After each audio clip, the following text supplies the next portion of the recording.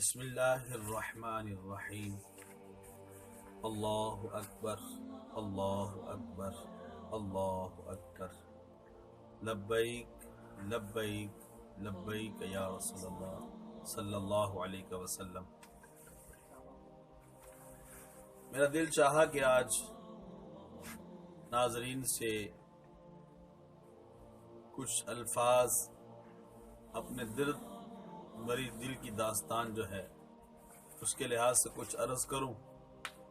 تو مطالعہ کرتے کرتے میں نے کچھ اشعار، ایک شاعر ہوا ہے جس کا نام مظفر وارثی ہے، اس کے کچھ اشعار پڑھے تو دل چاہا کہ ناظرین تک ان کو پہنچا دوں، تاکہ اس زمانے کے لحاظ سے جو چیزیں آج ہمیں دین سے دور کر رہی ہیں، ان اشعار میں ان چیزوں کا پیغام کیا ہے کہ زندگی کی کامیابی کس میں ہے اور کس طرح بندے کو اپنے دین سے وابستہ ہونا چاہیے۔ اس لحاظ سے مظفر وارثی صاحب کہتے ہیں، جا زندگی مدینے سے جھونکے ہوا کے لا، شاید حضور ہم سے خفا ہیں منا کے لا۔ قابل غور الفاظ ہیں، جا زندگی مدینے سے جھونکے ہوا کے لا، شاید حضور ہم سے خفا ہیں منا کے لا۔ کچھ ہم بھی اپنا چہرہ باطن سوار لیں، ببکر سے کچھ آئینے عشق و وفا کے لا۔ کچھ ہم بھی اپنا چہرہ باطن سوار لیں، ابو بکر سے کچھ آئینے عشق و وفا کے لا۔ محروم کر دیا ہمیں جن سے نگاہ نے، اس سے قبل دیکھیے کہ خلفائے راشدین کی زندگی سے کس طرح مظفر وارثی شاعر نے نقشہ کشی کی ہے کہ آج دنیا کے لحاظ سے جو ہمیں مغرب پیغام دینا چاہتا ہے، تو شاعر نے کہا کہ مغرب کی طرف نہ دیکھو بلکہ آؤ اللہ کے پاک قرآن کی طرف دیکھو، نبی علیہ السلام کے فرمان کی طرف دیکھو، اور جو نبی علیہ السلام کی تربیت یافتہ نبی کے صحابہ نے پیغام دیا ہے ان کی زندگیوں کو پڑھو، مغرب کی طرف نہ دیکھو۔ فرماتے ہیں کہ دنیا بہت ہی تنگ مسلمان پہ ہو گئی، فاروق کے زمانے کا نقشہ اٹھا کے لا۔ اللہ اکبر کبیرہ۔ حضرت سیدنا فاروق اعظم رضی اللہ تعالی عنہ نے زمانے میں کیسے اسلام کا پیغام دیا کہ دن میں حکمرانی کے سارے معاملات کو سنوارنا نپٹانا، اور رات میں غربا مساکین کے گھروں میں جا کے ان تک ان کے جو زندگی کے معاملات ہیں، رہن سہن کے معاملات اور دیگر کھانے کے معاملات، ان تک پہنچانا۔ فرماتے ہیں اس زمانے کے لحاظ سے سوچو کہ حضرت سیدنا فاروق اعظم کی سیرت کو سامنے رکھو کہ دنیا بہت ہی تنگ مسلمان پہ ہو گئی، فاروق کے زمانے کا نقشہ اٹھا کے لا۔ محروم کر دیا ہمیں جن سے نگاہ نے، محروم کر دیا ہمیں جن سے نگاہ نے، عثمان سے وہ زاویے شرم و حیا کے لا۔ کیا عجب انداز ہے آج مسلمان کا، کسی کی عزت مسلمان سے محفوظ نہیں۔ مسلمانوں کے اسلامی ملک میں کس طرح بیٹیوں کی عزتیں پامال ہو رہی ہیں۔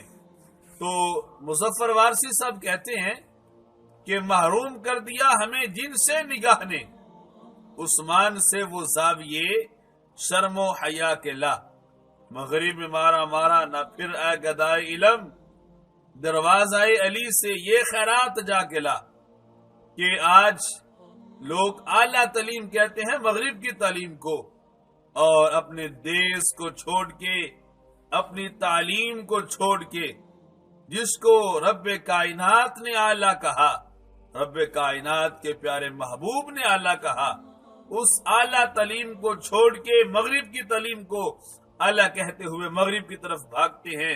کہ شاید ہم مغرب کی تعلیم پڑھ کے زمانے میں عجب مقام پا جائیں گے، تو اس سے پیغام یہ دیا کہ مغرب کی تعلیم پڑھ کے تو زمانے میں امام نہیں بن سکتا، کہ تعلیم وہ جو آقا امام الانبیاء علیہ السلام نے اپنے صحابہ کو سکھائی، جس علم کا دروازہ حضرت مولا علی مشکل کشا کو کہا گیا، اس بارے میں پیغام دیا۔ فرمایا کہ مغرب میں مارا مارا نہ پھر اے گدائے علم، دروازہ علی سے یہ خیرات جا کے لا، باطل سے دب رہی ہے پھر امت رسول کی، منظر ذرا حسین سے کچھ کربلا کے لا، کہ باطل سے دب رہی ہے۔ آج مسلمانوں پہ اتنا ظلم و ستم ہو رہا ہے کہ جس کی تاریخ میں پیچھے کہیں ایسی داستان نہیں ملتی کہ مسلمانوں پہ اتنا ظلم و ستم ہو۔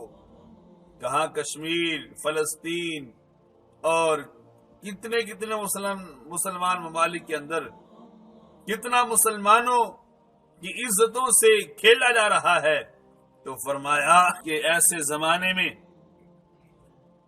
تمہیں کربلائی کردار ادا کرنا ہوگا کہ باطل سے دب رہی ہے پھر امت رسول کی، منظر ذرا حسین سے کچھ کربلا کے لا، درکار ہے دعا میں اگر تجھ کو عاجزی تو زین العابدین سے فکر دعا کے لا، کرنا ہے اگر اپنے آپ کو آراستہ، اگر کرنا ہے اپنے آپ کو آراستہ، اگر کردار اپنے سامنے سب اولیاء کے لا، یہ جنگ کفر و حق ہے اگر تجھ کو جیتنی، ہر نوجوان کو قاسم و طارق بنا کے لا۔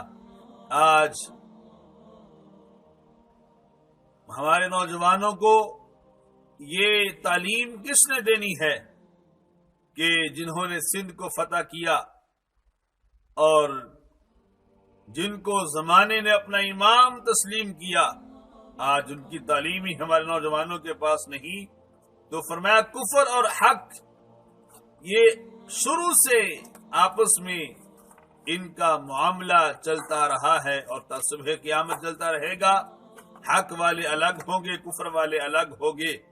تو کفر کے مقابلے میں اگر تم کو حق کی جنگ جیتنی ہے تو پھر ہر نوجوان کو قاسم و طارق کی تربیت والا منظر اس کے سامنے پیش کرنا ہوگا۔